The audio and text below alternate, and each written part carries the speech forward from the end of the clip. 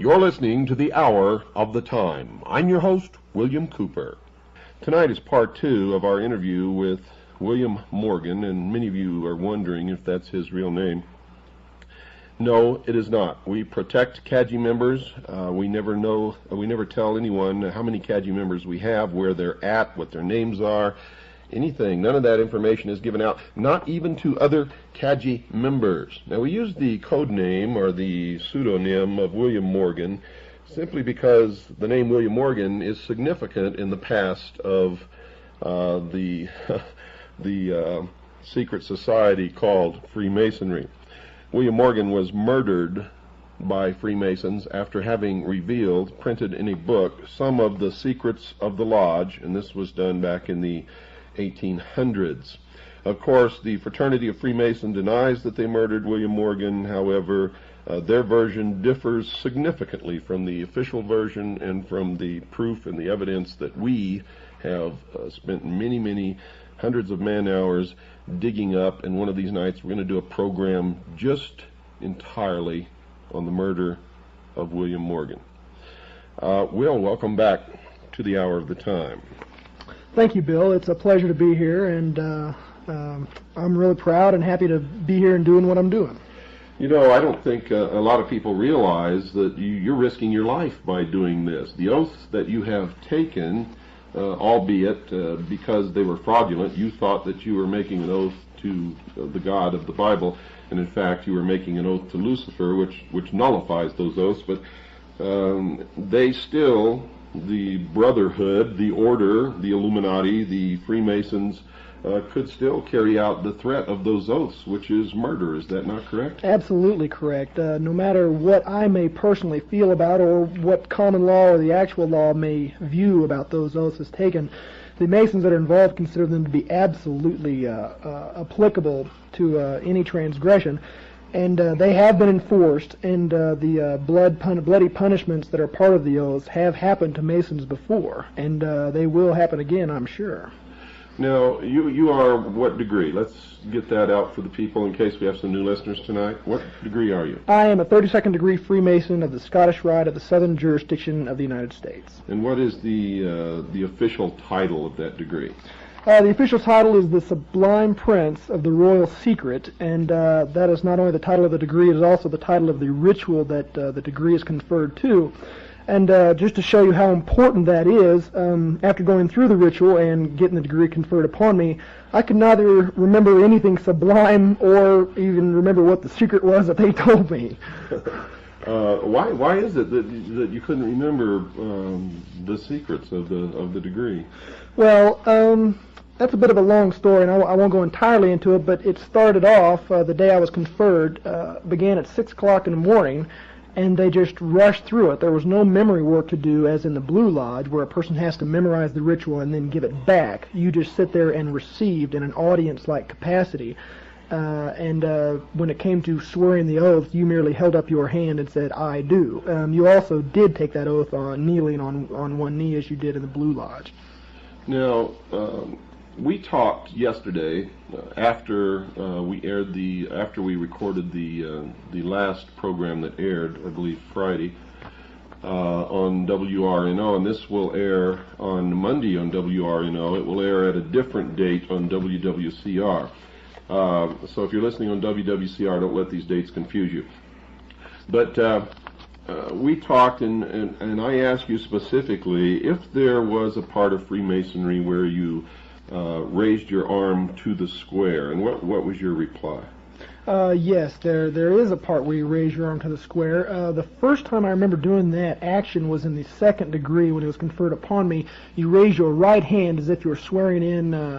Actually, it is exactly the same position as if you're swearing in a court of law. Your left hand is placed flatly upon the Holy Bible or whatever holy text that, depending on the lodge you're in, and your right hand is held at a right angle with the arm extended, and an actual square, like an engineer square, is held around the elbow of the arm. You're swearing in a square within a square, so to speak, as the ritual says.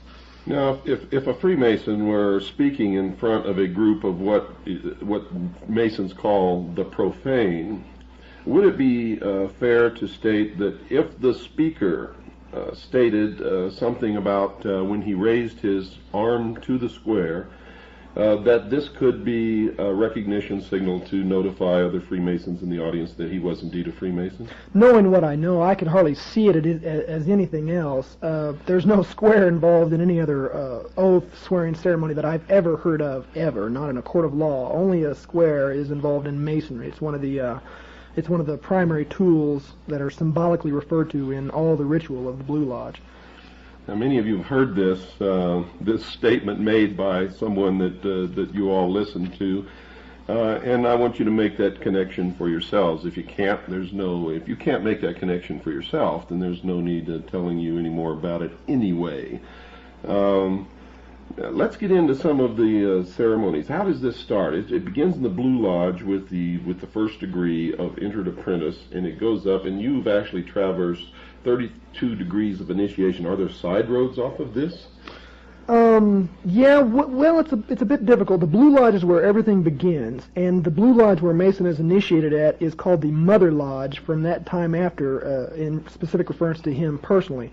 Now, once you get past the third degree, become a Master Mason in your Blue Lodge, you are able to hold an officer, or hold a chair as an officer inside the lodge, and you can spend up to 10 years going through the chairs and becoming an officer. But after that, you can either go to the Scottish Rite or the Yorkish Rite. There's a fork in the road of Masonry, and the Scottish Rite is by far the most popular and undoubtedly the most powerful. Now, the York Rite has 7 degrees. Is that true? True. The highest of which being the Knight Templar degree. For all those people out there who think that the Knights Templar are in no way associated with Masons, you're dead wrong, and you haven't done your homework. In fact, the Knights Templar, when they first began as an organization on the Temple Mount in Jerusalem, were not an order commissioned or ordained or approved or even recognized by any church, much less the Catholic Church, but were, in fact, an order of the mysteries. They began with 7 degrees, and the 7th degree was the highest degree. And later, as they added degrees, when the Knights Templar were persecuted and in fact, many of them were put to death. Others were driven into hiding in other countries. In some of the countries, they just changed their names and continued the order. They eventually reached a number of degrees, which was 33. And I took that right out of a very old textbook on the secret societies, which we'll talk about some in a later program, and we'll get into that. But what is the significance that you've been told of the system of degrees? Why do you have to go through this? It's considered a road. It's considered a road to quote-unquote illumination. I really believe that it's more of a system of control and self-government. Lodges are pretty unique in America in that they are self-sustaining and self-governing, even with their own bit of enforcement. All lodges have been granted a charter from a Grand Lodge, and every Grand Lodge in this country has been granted a charter from the United States government to operate on its own and enforce its own laws and constitutions.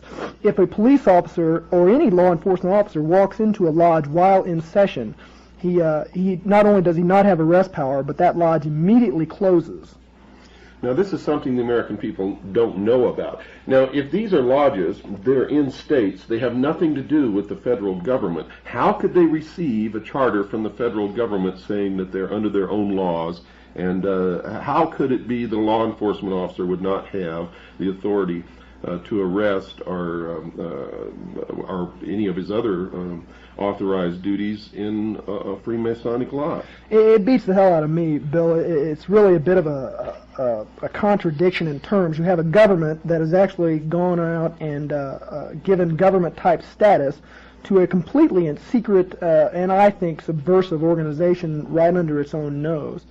The similar thing can be seen in the Mormon Church and in other secret societies that are not nearly so famous as Freemasonry itself. The government has, by granting this charter, I believe, undermined its own stability as a functioning organization. Well, tell us about this charter again. Tell us again what you said before. I don't want anyone to miss this because it's very important. It shows how a secret government can be formed. It tells that these members of these secret societies literally have diplomatic immunity and can get away with whatever they want to get away with. Not only that, but they have their members sitting in the most powerful posts both within society on local levels and local cities, local counties and state governments, in the higher echelons of the military, and they permeate all the positions of control within the bureaucracy of the federal government. So tell us what this charter is again. Okay, it's a document put out by the federal government, and it can be any government in the world. To my knowledge, every government in the world has granted that has lodges in it has granted a sovereign charter to the Grand Lodges under its jurisdiction. I really haven't done enough research to speak at length on the nature of the charter or what it exactly implies universally for Freemasonry, but I do know for a fact that a law enforcement officer, and we have many law enforcement officers in our lodge, from state troopers to policemen to military policemen, they're not cops when they walk into the lodge. They leave their power, their badges, and their guns outside, and they do so willingly. That's a pretty good example, but I think the best example comes from the Knights of Malta. And here's another one for you guys out there that haven't done your homework. I'm reading from the glossary of a book entitled Freemasonry, A Celebration of the Craft, which is put out by the craft itself, and it defines Knights of Malta as a Christian Masonic degree based upon the medieval Knights Hospitallers and emphasizing the Christian virtues. Well, you can leave the Christian out of it if you like, but what's interesting about the Knights of Malta is they actually do have diplomatic immunity. As an organization, they can bring goods in and out of this country without going through customs, and they cannot be arrested or they cannot be detained or charged with any crime by any law enforcement officer in the country. They're above sovereign. As far as I know, they're above most government officials that are in the land. That's a fact, and they actually carry diplomatic passports. I know several people personally who are members of the Knights, the Sovereign Order of the Military Knights of Malta, and they carry diplomatic passports and they began as citizens of the United States of America. Now, what happens when a police officer, and most police officers we have discovered, or at least the ones who make law enforcement a career, and most, if not all, judges sitting upon benches in this country are Freemasons. What happens when you're speeding down a highway and you're stopped by a law enforcement officer? What happens when he sees the Masonic emblem on your windshield? Usually what you have is a direct turnaround in attitude. I myself am a young man. I get hassled by cops a little bit. It seems like they always have cop an attitude when they pull me over, but when they see the Masonic square and compasses on my car, and most importantly when I flip out my dues paying card, a card that all dues paying Masons carry, the police officer, well, let me just put it this way, I've never once got a speeding ticket or a traffic ticket or have even been harassed in any way when they have known that I am a Mason. It just has not happened. That is my personal experience. So the justice system in this country doesn't really work, and Freemasons are in effect exempt from the laws that the rest of us are supposed to follow. Is that true? Yeah, that could be probably construed as accurate, Bill. Although I disagree, it does work. It just doesn't work the way most people think it works. It works for them and with them and around them, and it works on the rest of you. That's right. Now, what happens when a Freemason goes into court against someone who's not a Freemason and the judge is a Freemason? Okay, well, you have a very subtle interaction that goes on. All Masons are taught secret signs and secret words and secret phrases and this is some of the most This is what they don't want revealed more than anything else. You can stand in a particular position. You can hold your arms in a particular position. You can speak certain words, the widow's son, traveling man, keywords and phrases that will let this judge know that you are a Mason. And you can almost guarantee that he is a Mason too, or else he wouldn't have been able to lock down a lasting career in the judiciary. That's correct. And that would explain why some people just don't seem to ever get prosecuted for anything, and others who may commit the same crime or a much lesser offense seem to be inordinately punished, given such a heavy burden of punishment, while others who have done the same thing receive either nothing or a pat on the wrist. Well, brothers look out for each other. It's just the way the system works. It's a buddy system. It's a you scratch my back, I scratch yours. As a matter of fact, in the oath that a Mason swears, he swears that he will uphold and defend a fellow Mason, in any problem that he may encounter, treason and murder alone excepted, but they left at their election, which means that even if a fellow Mason is a traitor to his country, we know that could never happen. If he's a traitor to his country, his brother Mason has his own choice whether he wants to turn him in or not. He is not obligated to do so, and obeying the laws of Masonry above the laws of the land, he's probably not even going to consider it. So, in other words, one way of infiltrating and controlling our society and our government, both on a local, state, and national level, and the military, is for one of the Freemasons to get into a position where he can then appoint or hire Freemasons below him. When people come to apply for that job, who gets the job? That's self-explanatory. The Mason will get the job every time. Another part of the oath is that you will look out for the interest of your brother Masons in whatever capacity they may be in. In fact, it could probably be construed that not giving the job to a brother Mason would bring serious repercussions if discovered inside the lodge, and may even be a violation of the oath. There you go, folks. All of you who've been telling me that I'm full of crap and that I don't know what I'm talking about, and that they haven't infiltrated and appointed their members below them and literally taken over all levels of society, both local, state, and federal, and the military, you just heard it from the lips of a 32nd degree Freemason. That is exactly how they do it, and that is exactly what has been done. You have to understand that since this country was conceived and brought into reality, Freemasons have controlled it. And their goal always, from the beginning, was to bring about a one-world totalitarian socialist government. Our forefathers knew full well the foibles of human nature.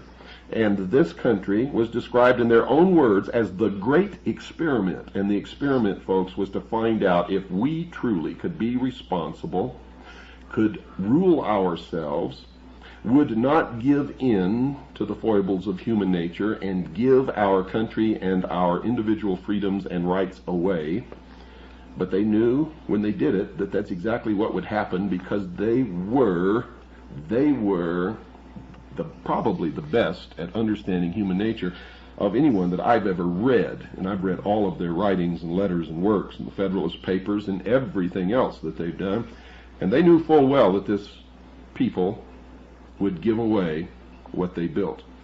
And they knew that if we could be responsible, if we would not be apathetic, if we would not cave in to the desires of socialism, to the weaknesses of human nature, that this would have been the New World Order. We have failed, not them. They gave us every chance, folks. So don't get mad at our forefathers. Would you concur with what I've just said? I couldn't argue with you, and I wouldn't want to start an argument with you, Bill. I have heard higher-level Masons refer to the United States in their writings and in person as a Mason nation. It is erected by them. If you look at the signers of the Declaration of Independence, if you look at the forefathers, you'll see who was involved at the very beginning of this thing. And I'm not saying that all our forefathers are bad or evil. They certainly are not. They created the greatest nation ever known to man. But some of them were Illuminati, and there's no denying that. The course that they set us upon was in the end self-defeating for us. Okay, folks, don't go away. We've got to take our break. I'll be right back with William Morgan after this very short pause. Hello, folks. This is William Cooper once again for Swiss America Trading. You know, as Creedence Clearwater Revival, before you accuse me, you better look at yourself. Boy, does that apply on this program. You Freemasons out there, all members of all the secret societies that are subverting the Constitution of the United States, the Bill of Rights, I call them cockroaches. I don't know what the rest of you call them. But that's what they are. They claim to be looking for the light, but every time you'll turn the light on them, they scurry under the sink, run for cover.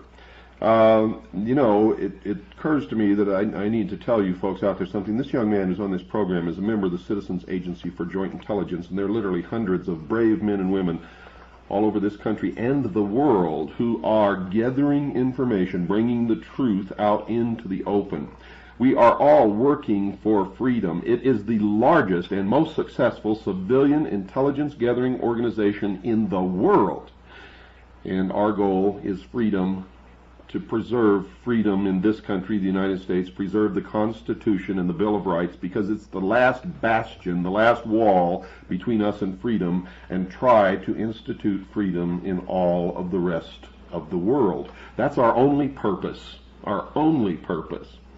We are in support of freedom for all peoples everywhere.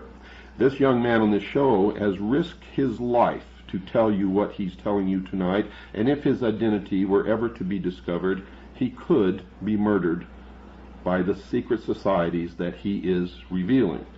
He is one of my heroes. Most of the people in Kaji who are helping us to do this, most of them working in intense secret, in dangerous situations. We have people who have infiltrated satanic organizations and are feeding us the information on their rituals and who they are and what they're all about. And the instant that they were to be discovered, they would be murdered. You don't seem to understand that this organization that I built, the Citizens Agency for Joint Intelligence, is vital to the freedom of the United States of America and to the world. The governmental intelligence agencies are in the control of the secret societies and are not working on our behalf and never have been, folks. I hope you understand that. Let's go back to Will. You've got something in front of you, and I believe it's a list of Freemasons throughout history that people would recognize their names. And if they don't readily recognize their names, they could go to any reference book and find these names and their biographies in any library. Would you like to tell our listening audience who some of these people are? Yeah, there's some really names that you'll really recognize here. But before I do, let me thank you, Bill Cooper, for reminding me that my brothers might murder me just for telling the truth. Here's one: Colonel Buzz Aldrin, Simon Bolivar, Omar Bradley, Edmund Burke, Richard Byrd, Kit Carson, Walter Chrysler, Buffalo Bill Cody, Ty Cobb, Winston Churchill. The list just goes on and on. Gordon Cooper, Edwin Drake, Jack Dempsey, Cecil B. DeMille. You know, you mentioned Winston Churchill, and one of the things that the listening audience does not know is that not only Winston Churchill was a Freemason, but so was Harry Truman, and so was Mr. Stalin. So when they had their meeting at Yalta, here was three 33rd degree Freemasons deciding the fate of the world. And for all of you who couldn't figure out why they made the decisions that they made at Yalta that so screwed up the world, now you know. Please continue, Will. Thanks, Bill. Yeah, they should have just held that Yalta meeting in a lodge and been a bit open about it. Okay, here's some more for us. Duke Ellington, Henry Ford, Benjamin Franklin, Clark Gable, John Glenn, Gillette, Richard Gatlin, inventor of the Gatling gun, Samuel Gompers, Prince Hall, Manly Palmer. Joseph Guillotine, who invented the guillotine. We'll be seeing more of that later. Oh boy, there's just simply not time. Edgar Hoover, Sam Houston, Oh. For those of you who did not understand his reference to, we'll be seeing more of the guillotine later, when the New World Order actually succeeds in taking control of the world, executions will be public, and the secret societies believe in blood atonement. In other words, you can only atone for your wrongdoing by your works or by the shedding of your blood, blood atonement. So in these public executions, there will have to be the maximum amount of blood. Public executions will be held as a object lesson to the rest of the population, not to oppose the New World Order, for it is the most terrible, terrifying experience to see someone literally beheaded, is intended to cow everyone else, and is, in fact, will be, in fact, a ritualistic sacrifice to the god of the secret societies, who we all know now is Lucifer, also known as Satan. Yeah, you know, Bill, it just dawned on me just what a fun guy you really are. Here's a short list of presidents of the United States who have been Masons: George Washington, James Monroe, Andrew Jackson, James Polk, James Buchanan, Andrew Johnson, James Garfield, William McKinley, Teddy Roosevelt, William Taft, Warren Harding, Franklin Roosevelt, Harry Truman, Lyndon Johnson, Gerald Ford, and I also know for a fact that George Bush is a Mason and that Ronald Reagan was made a Mason on sight. Like I said, the list just goes on, and these are not even a partial fraction of a percent of the famous Masons that have existed throughout history. Well, John Wayne was a Freemason, wasn't he? The Duke was a Freemason, absolutely true. And, we're not in any way belittling the accomplishments or the contributions to society of any of these people. We just wanted to let you know that this covers all areas of society, all levels of society, all occupations, and that many famous people whom you all recognize have been or are members of these secret societies. Now, many of them are taken in as window dressing. In other words, they don't really know what they're a part of. They're told that it's a fraternal organization existing for the good of the community. And of course, in any organization, if you can get famous celebrities to belong, that's a feather in your cap, because the public, for some reason, thinks that if a celebrity belongs to something, then there can be nothing wrong with it. What sheeple, what total crap. But that's the way people believe. That's absolutely true. Most of the celebrity names that I mentioned in this list are there just simply as window dressings to give a good appearance to the craft, but some of them absolutely are not. And I'm reading from this book published by a Masonic Publishing Company, and it states that Joseph Smith, founder of the Mormon Church, was absolutely and undeniably a Freemason. Did you find Giuseppe Mazzini in there? Yeah, I sure did. I should have done my homework. It's Giuseppe Mazzini, 1805 to 1872, Italian patriot. He was also one of the best friends and correspondents of Albert Pike, who was the head of World Freemasonry for a while and the head of the Scottish Rite of Freemasonry in this country. He established, with others, the Ku Klux Klan, the branch of Freemasonry known as B'nai B'rith, which the ADL operates out of. And the ADL, folks, for those of you who don't know it, are under intense investigation now for spying upon agencies and departments of the United States government and police departments, and actually stealing records and passing them on to the secret societies and to the State of Israel. So you'd really better wake up out there, and don't give me this stuff that it's the Jews, that it's the blacks, that it's this, it's that. It's not. It's not. Ordinary people like you and me, I don't care what their skin color is, I don't care what their religion is, are just like you and me, and all they want to do is live in peace. There are elements and organizations and people belonging to all the different ethnic groups, all of the different religions, all of the different organizations, corporations, governments, anything that you want to name belong to these secret societies. The Jews have been used as scapegoats throughout history. The Freemasonic organization and the secret societies in general are racist. They believe that the races, the white Caucasian races in Europe, Germany, England, are the superior race, are the real Israelites. They are the ones who have orchestrated and brought about the state of Israel. They are the ones who maintain the force of Zionism active in the world. The Mormon Church is a great part of this. If you just get down and dirty on this, you'll find that what I'm telling you is absolutely true. And one of their main weapons that they use against us is to divide us against each other, so that while we're running around stabbing each other in the back, they are putting the chains on all of us. And when are you people going to realize that and understand it? All during the Cold War, there were no Russian families sitting around their table plotting on how to do away with Americans, and there weren't any American families doing that either. All of us were concerned with our children, with putting food on the table, with educating our children, with trying to build some kind of a good life. That's all that ordinary people care about. It doesn't matter what race they belong to, what religion they belong to. Bravo, Bill. If there's a lesson that the listeners can go home with, it is that. Stop this racist divisionism, come together and see the enemy for who it is. Like I said on the last program, you cannot enjoy the protection of the secret societies forever.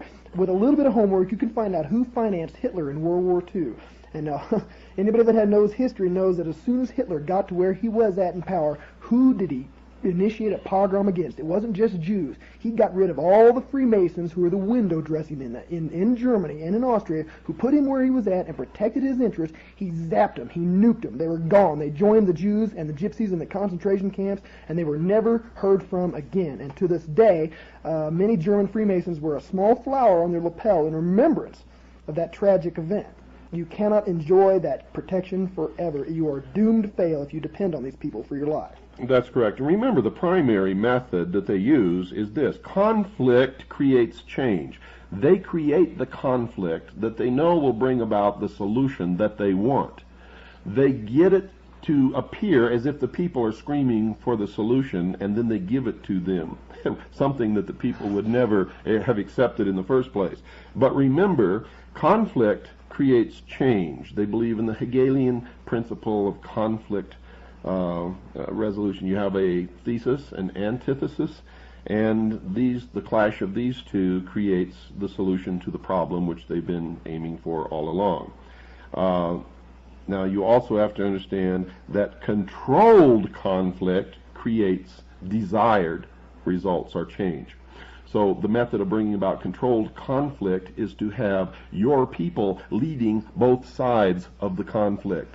So when you talk about Republican or Democrat, forget it. At the highest level, they're both the same. When you talk about populist versus communist or whatever it is, forget it. At the highest level, they all belong to the same organization.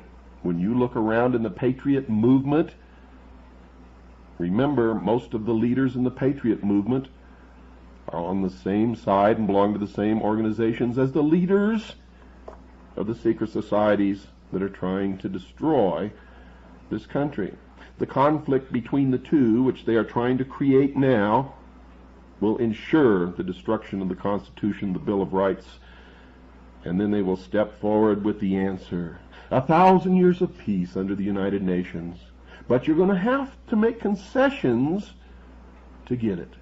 You're going to have to give up your freedoms, your individual rights. But they will protect you. If you buy that, folks, you are indeed a fool. Does this confirm what you've discovered in your quest for the truth? It certainly does. It is history repeating itself with empty promises of nirvana and utopia on earth that has never come true, and you always have to be the one to pay for it. Always. It's just, these people do not believe in a fair fight. They do not join a race that they have not fixed. They don't take those kind of risks. Okay, you've got about 10 seconds. If you had the ability to say something to the American people and to the world, what would it be? It would be to wake up, folks. Look, you've got an enemy out there. They're coming together, and there's a convention of Southern Baptists that have come against the Freemasons, meeting in Houston in 15, 16, 17 of June of this year. I suggest that you look into that. That's right, folks, and good night. Thank you, Will, for being our special guest and for putting yourself in danger for all of the rest of our freedoms and for freedom of the world. I, for one, appreciate that. You are my hero. Good night, and God bless you all.